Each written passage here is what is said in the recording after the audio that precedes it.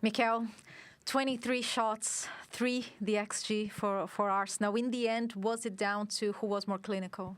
Well, that was the biggest difference in the game because from any other aspect, probably we're the better team. But this is about scoring goals. They managed with the chances that they had and very deflected goals to score 2 goals. So credit to them because they managed to win the game like this.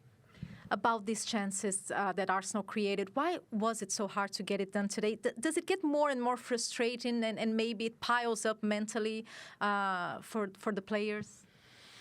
Well, obviously, when we miss the chance that we missed and then concede a goal is always tough. But I think the team reacted. The team was very willing. We tried it in various ways with different players, and we generated a lot of situations. But it's true, they defended their box very well with the lies. I think they blocked a lot of shots. Credit to them. We can do better as well there in terms of our decision, timing to shoot, and how we can do that. Yeah, you mentioned how they defended the box. They get a lot of credit by the way they defend. What is it that makes it so hard to bring up the pace and get those chances to break them? Because in the end, you found those chances. Yeah, we found those chances. We had a 1v1 situation with the keeper. It was the biggest chance in the game, for sure. And but you have, at this stage, semi-final, you have to be clinical. We missed that today in relation to what they have produced, and that was the difference in the game. You mentioned the first goal. Very unfortunate the timing because Arsenal was building momentum and creating good chances. But how do you feel it could have dealt better with that long ball? Yeah, it's. I've seen the goal. It's something that they do. They create that chaos. Ball bounces. It bounces off 2-3 players. He gets in to the wrong player inside the box and he puts it away. There were a few times during the season that we've mentioned lack of fluidity, lack of creativity. It wasn't the case. In this sense, is it an easier fix because the chances were there? It's different from other games? Yeah, but obviously that's not going to take disappointment away. But yeah, the way the team tries every 3 days, it's unbelievable. And we have to be disappointed because it's certainly another result that we wanted and hopefully they don't deserve. But that's the reality. How big of a mountain to climb is it to go to St. James Park, which is such a tough ground with this scoreline? Yeah, but I have full belief that I've seen my team playing against them, that they're an exceptional team the way we've done it. So I have full belief that we can do it. Thank you, Mikel. Thank you. Thank you. We've sort of touched on this already, but do you feel they ever really put Newcastle under the cosh tonight? It was an interesting game because I never felt that, you know, like we were alluding to there was a period of spell in about 10 minutes before half-time, before Newcastle got the first goal, where Arsenal were showing signs, but the big chances, obviously Martinelli had that massive chance. Newcastle fans were serenading Les Ferdinand. They don't forget their heroes of yesteryear. Plenty of heroes today. The goals, yes, Les, but the desire to work for each other, to run for each other, to block everything, that was outstanding, wasn't it? I think Lee mentioned it in commentary and how well they set up the banks of 2 banks of 4 and, you know, the midfield players like Tonali, Joe Linton and Murphy, when he was not Murphy, sorry, Joe Willock when he was on. They just worked tirelessly. You know, Gordon and Murphy as well. They were getting back into shape and made it so hard for Arsenal to get any joy going forward. And you know, Dan Burn and Botman and the Hall and Livramento love defending.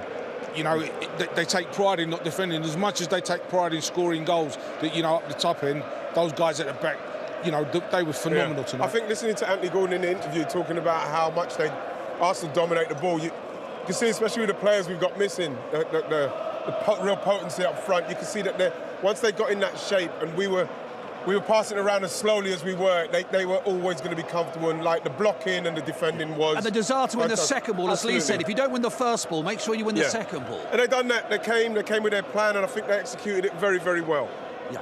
Let's have a look at the goal at the start of the second half. Arsenal came out, a crowd, of course, behind them, expects them to try and get back on level terms. There was a second goal, but at the other end, it's well taken, but there's a lack of energy and snap, as the boys said about the defending. We were talking about Isak dropping into those spaces, and he drops into the space, picks it up, plays it out to Murphy, and then gets himself in the box, gets a shot out of absolutely nothing, and Gordon does what every good striker does, gets into the position and gets in the back. I think what we saw there is like arguably one of the most informed strikers in Europe at the moment, coming off and having too much time and too much space, and he got his shot off. And you have to give Gordon credit as well for following that in, because he done a lot of work in the first half tracking back. So You know what I mean? There's a good performance from Newcastle. I'll give them that. But it looked like Arsenal's defence there was half a beat behind what Newcastle's attackers were thinking. Do you know what I mean? In terms of an impetus. You know what?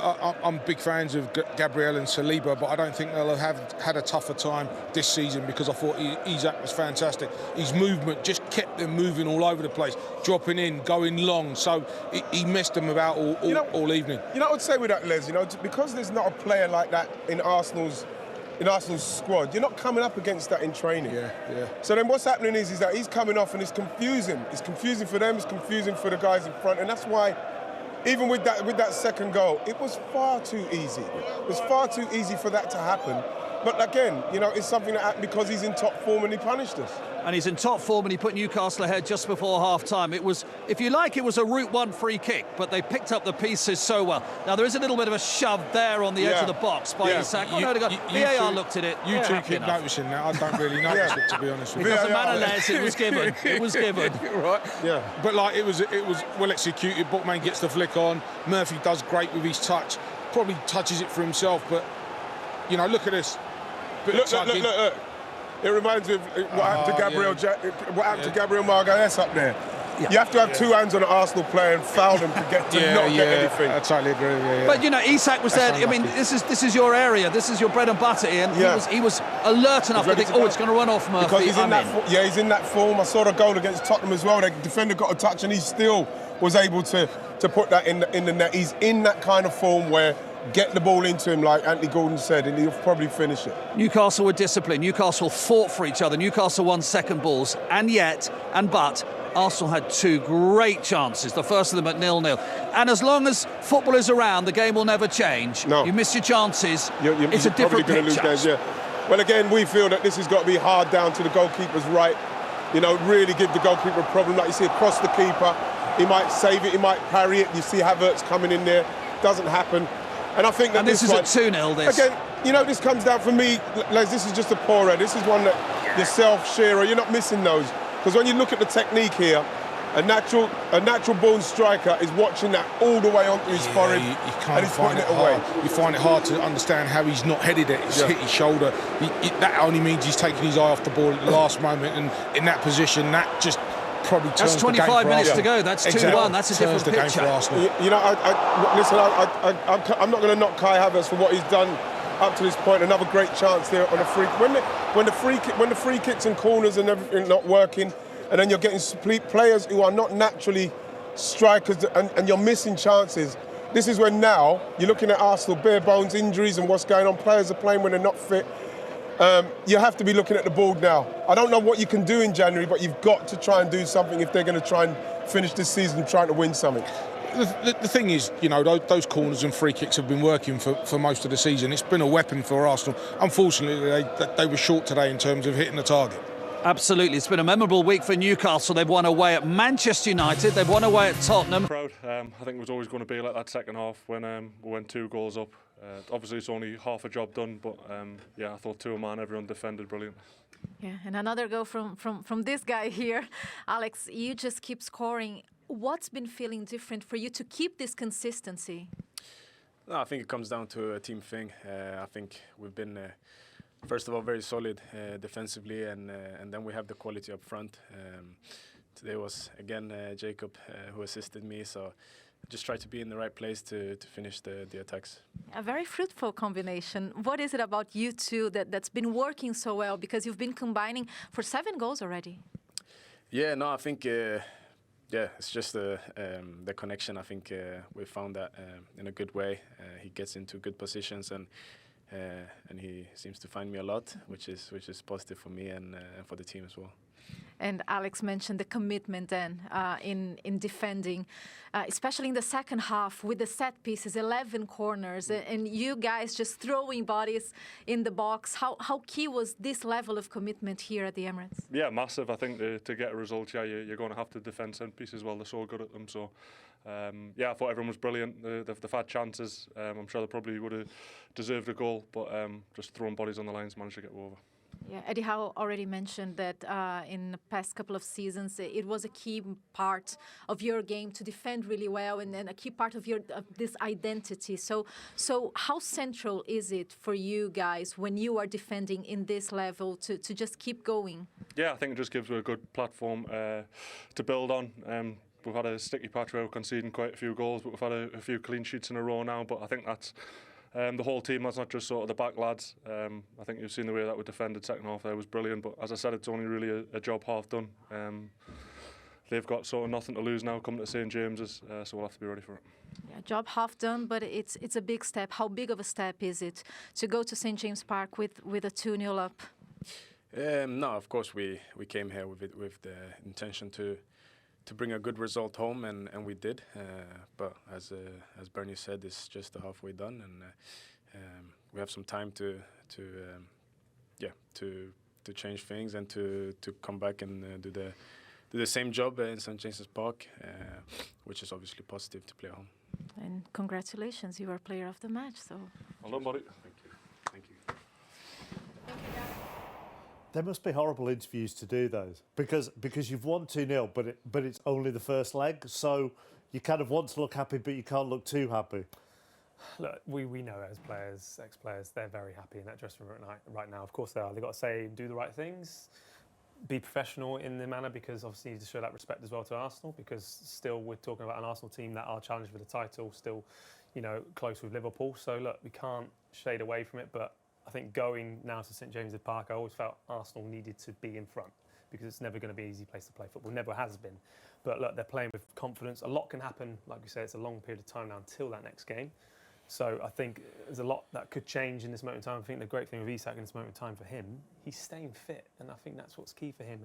And those connections with Murphy, I said, he knows when to make these runs, because you've got a different winger on the sides, and I think they benefit from each other, that's for sure right now. Overall, those stats made it look very, very dominant for Arsenal. It didn't feel like that watching it, did it? It didn't feel that way at all, and probably me being slightly biased, Mark, but I think when they got the second goal, Eddie made some changes, took 3 players off, put more legs in there, and then they got into more a defensive sort of lower block Newcastle, and probably the possession stats went up, and maybe Arsenal had a few more set plays. But I always felt Newcastle were relatively comfortable. I didn't feel there was like Dubravka making loads of saves and they were hitting posts and all this, and they were all hanging on. I didn't have that feel about the game. I thought it was a perfect game plan from Eddie Howe and his staff. And no, I mean stats you can read into them too much, can't you, Jimmy? I agree, Shay. I think you're spot on. I think comfortable. Yeah, I mean it's never comfortable because they've got players, and especially with Arsenal, they're so good at set pieces. You always feel you're going under a bit of pressure. I think Shay alluded to the keeper was fantastic tonight. He gave you a real platform, made good saves at the right time. He was brave in his decisions. The 2 fullbacks I thought were excellent, Livramento and Hull. Just a really good performance, especially had to change it. Botman went off and little tweaks here and there. But I just felt that the performance from minute 1, and what you've got when you've got a player like Isak, he can just give you such an outlet. I never felt today that Arsenal had an outlet. If the ball went up to Havertz, there was never really anyone joining in with real pace.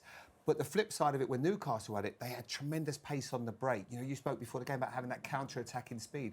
Arsenal looked a bit paceless today, but the flip side was Newcastle. Every time they got the ball going forward with Gordon and players like that, you're bringing on Harvey Barnes off the bench. Jacob Murphy is a revelation. Now, I didn't see this player. I thought he would be, at times maybe coming off the bench. He could be a good squad player. And I think it's so much credit to Eddie Howe. And it's not just players like him, it's players like Joe Linton, it's players like Dan Burn, how he works with players day in, day out and improving them. That's the art of management. It's not always about tactics, it's about improving players. And I think that's one of Eddie's biggest skill sets. I think as well with Arsenal at this moment in time, what worries me for them, on the outside looking in, is we're getting excited by set pieces all the time instead of excited about that free-flowing football. And that's what Arsenal's known for. And you're going away from it. We're shying away from it at this moment in time. You can see at times the players are running out of ideas. They can't at times play off the cuff, should we just say. They're playing to a system at times, and it gives the opportunity for Newcastle, who defended incredibly well and enjoyed defending, but it gave them time to get back into shape. When there's space to attack teams, I think we go away from it at times. And it was... Sorry, go on, John. I was just going to say, Mark, I think what you're so right, and what Newcastle are, is they're a big, powerful side, so they're not going to be scared of set pieces. You know they've got players like Dan Burn that are going to head it, Botman's going to head it, you could bring Isak back, you've got Joe Linton. So they just thought to themselves, you know, when Arsenal do their, you know, their whole set-piece routine and they all got to the back post, they were like, we're going to stay in our positions, that ball's going to come in and we're going to make sure we attack it. And they were excellent. And they've still got work to do, because I've been in this position before as a player and you think, yeah, we've done the hard work, we'll get them at home. Everyone's got to stay calm because even the crowd are going to get excited. Arsenal will come back into this game. If they score a goal early, it's still game on. This is not a foregone conclusion just yet. The ball, they defend well. It was always going to be like a smash and grab result if we were going to get one, and we done it perfectly. Is there a better centre forward, centre forward number 9, I'd call him, than Alexander Isak right now in Europe? I don't think so. I think that everyone's in agreement with that at the minute. He's on absolute fire, and when he's in that form, you just want to get the ball to him as much as possible. Even for my goal, I'm just gambling back post because I know he can just work something out of nothing. And sum up the defensive effort, because with Botman there, bodies on the line, and tactically, what was key to it, to keeping Arsenal out? Defensively, it's all about attitude. Our attitude today was unbelievable to a man. But I want to mention Dan Burn as well. He's been our player of the season for me. Every game he's been absolutely outstanding. And especially the lads who come on off the bench. It's not easy to come on in that type of environment. They were excellent as well. You said there were some home truths after the defeat at Brentford, which has triggered this run. Give us a sense of what's changed. Again, like I said, attitude. It's going above and beyond for your teammates. I think we weren't doing that at the start of the season and we were struggling. We were expecting results to come and without putting hard work in. Now you can see everyone's coming off absolutely shattered because we can't physically give any more than we're given. This Newcastle team have taken a lead in games this season, never lost a lead. So you've got a half-time lead, 2-0. What a position to be in. Yeah, there's no time to celebrate this one. They're one of the best teams in Europe. It's only 2-0. Only 2-0? Yeah, but this tie is far from over. We can't get excited by that result. We just got to stay humble and keep doing what we've been doing. Well done. Thank you. Special night for Newcastle.